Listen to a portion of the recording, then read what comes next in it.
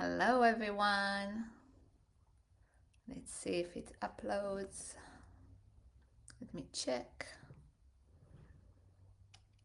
Not yet. Oh, okay, maybe now. No, just checking the group to see if it's uploading. What is it doing? Let's see. Let's try the other one. Just don't want you to miss out, and I don't want to talk to myself. Oh, okay. Yeah, can see if you want you to miss out? Ah, good. It works. On my mobile it doesn't show, but it looks like it works. Yeah. Beautiful. We got that sorted. How is everyone going today? I'm so excited to be here as usual on Thursday night at 6 p.m. If you're here, come and say hi. If you're new to this group, welcome. Lovely to have you here. If you see it later on replay, hashtag replay, so I know you've been watching that. I'm here every Thursday night at 6 p.m. Tag your friends who struggle with lack of confidence, fear, anxiety, self-doubt. Invite them to join the group so they can have this training as well. If you don't know me, I'm Abby Spielman. I'm a trauma therapist who helps female equestrian all across Australia to become confident riders by overcoming fear, anxiety, and self-doubt. And today we're talking about something I know so many of you feel but rarely say out loud. And I know I used to feel this way as well. That constant thought of, I wish I had her confidence. I wish I could ride like that. I wish I could look that calm, that connected. It's comparison, it's self-doubt. It's that aching feeling that no matter how hard you try, you're still not good enough. And if you've been nodding along already, today's video is for you. You know, we live in a world where we're constantly seeing the highlight reels of other people's lives, perfectly filtered rides, glowing results at comps, confident, smiling riders posting about breakthroughs and ribbons. But here's the thing, you don't see the meltdowns before they get on. You don't see the panic attacks in the float. You don't see the nights they cried thinking they should give up. You only see the polished version. And when we compare our insides to someone else's outside, we always lose.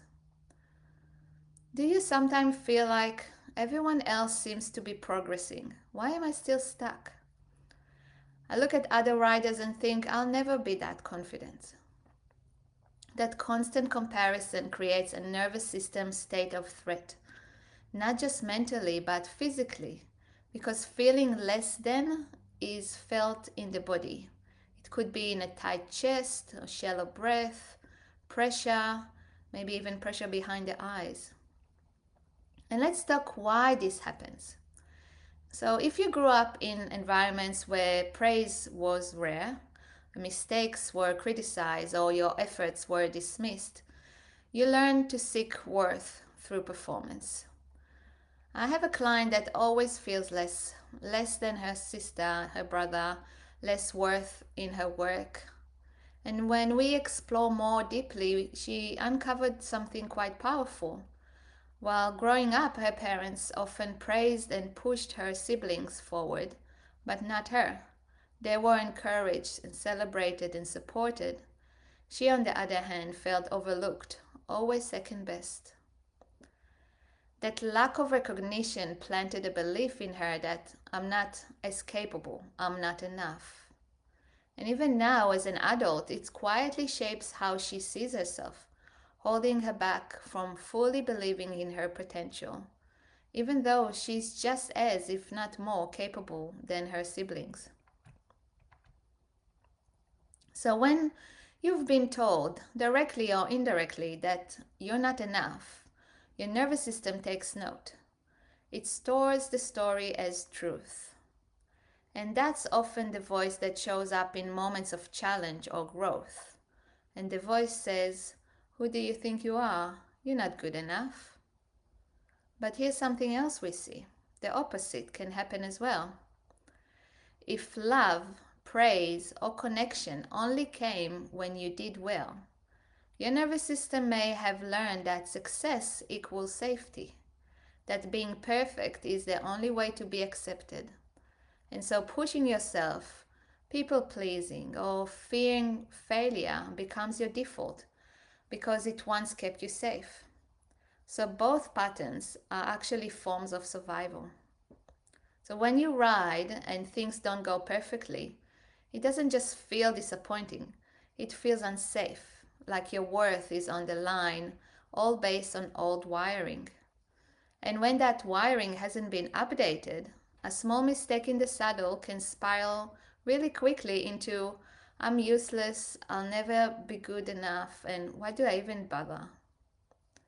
So, of course, you look at other riders and think, I wish I was like that. Because your system sees them as safe, successful, accepted, and it wants the safety for you. Does that make sense? Comment yes if it makes sense or if you experience something similar. I meet a lot of women who say they are overthinking everything. And overthinking can mean different things to different people. It can be about the what if, it can be analyzing everything or seeking control wherever we go. So today I'll touch on what happens when you have a bad ride or even a competition. Are you overthinking and analyzing every step or mistake you've made? It can even happen while social gathering. Maybe you've said or did something silly and you overthink about that. Maybe you replay it again and again and wondering, did I mess up? Was that my fault? Should I have done something differently? So suddenly, one small moment becomes a spiral of self criticism. You think that if I can just analyze enough, get it perfect, or preempt every mistake, I'll avoid shame, judgment, or failure next time. I remember driving home after every ride, replaying every second in my head. And I told myself I was just reflecting. But really, I was stuck in a loop of self blame and judgment. I questioned everything I did, and I questioned my horse. It was anxiety disguised as reflection. And instead of feeling clearer, I'd stayed up all night, tangled in the what ifs and should haves, and convinced I'd messed it all up. So, because underneath the overthinking wasn't just a bad ride, it was a deeper fear of what if I'm not good enough? What if I'm the problem? What if I'm letting my horse down? It's not just about riding technique, it's about your worth, your safety, your sense of being enough. And I wanted to do the right thing by my horse. So when your nervous system is on high alert, it tries to protect you by scanning for everything that might have gone wrong. But that constant pressure only deepens the self-doubt and keeps you from feeling truly present or confident in the saddle. And I'd like to mention another important layer in this conversation, and this is about judgment. Not just the judgment we place on ourselves, but the kind of that comes from others. So sometimes it shows up as unsolicited advice, such as, why are you doing that this way? Or you should just do ... And while it may seem harmless on the surface, these comments can carry a subtle weight of criticism that makes you question your choices, your instincts, and even your worth, right? I remember when I made the decision to slow things down with my horse, to restart everything, re-educate him in a way that felt right for both of us. It wasn't that fast, flashy path others expected, and honestly, some people just didn't get it. Their confusion or judgment made me feel isolated, like I was doing something wrong. And I had to learn to tune out the noise to choose who I allowed into that very personal, vulnerable space. That wasn't easy, but it was necessary. And shame often creeps in quietly when we feel different or misunderstood. It can whisper that we're not enough or that something about us needs fixing. And when shame is in the background, like a constant hum of self doubt, it can make emotional regulation incredibly difficult. And you might feel anxious without knowing why, disconnected from your horse or stuck in your own head. So, shame makes us feel small, isolated, and stuck, but that doesn't mean it has to stay that way. What I want you to know is that shame response isn't your fault. It's part of your survival physiology. It's how humans are wired to stay safe and belong. But shame doesn't need to control your story.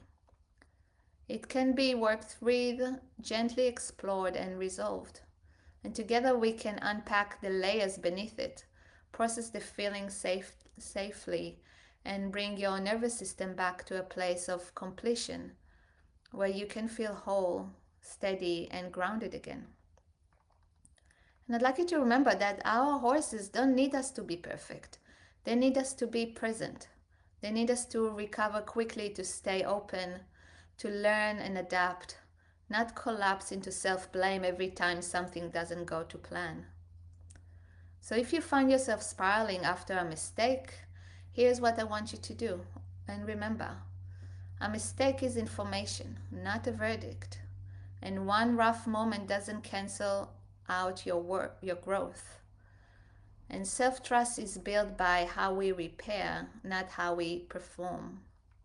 So give yourself permission to be a learner, to be a rider in progress, to make mistakes, to keep showing up with compassion, curiosity, and care. That's the kind of partnership your horse can feel, and that's what builds confidence, not perfection, but presence. And let me ask you another thing. Do you trust your horse? Do you trust yourself? Do you trust the process? What does it mean to trust the process? So for me, it means that allowing yourself to move forward even when you can't yet see the full outcome. And it means to letting go of the need to fix everything immediately, or accepting that progress won't always be linear. Believing that small, consistent steps will lead to big shifts, and choosing patience over pressure, and showing up even when fear or self-doubt are loud. So if we take it to the horse world, so in the saddle, it might look like that, you can ride in a walk instead of pushing yourself to a canter before you're ready. It means taking a break before you hit overwhelm, and celebrating a calm groundwork session instead of chasing constant improvement, and letting your nervous system set the pace, not your inner critic. Allow yourself to feel that I don't have to force healing or rush confidence. I'm allowed to go slow, feel safe, and grow over time. If this resonates with you, if you find that you are overthinking every ride, questioning your worth, and feeling like you're never enough, you're not alone, and you don't have to figure it out on your own. I support women just like you to gently unravel the fear, perfectionism, and self-doubt that riding often brings up. Through trauma-informed, nervous system-based support, we work together to rebuild confidence from the inside out. I have a few openings for one-on-one sessions, and I offer 30 minutes consultation to explore what support could look like for you. So if you're interested, send me a message or comment the word ready, and I'll reach out to you. Thank you so much for your time this evening, and I'll see you next Thursday.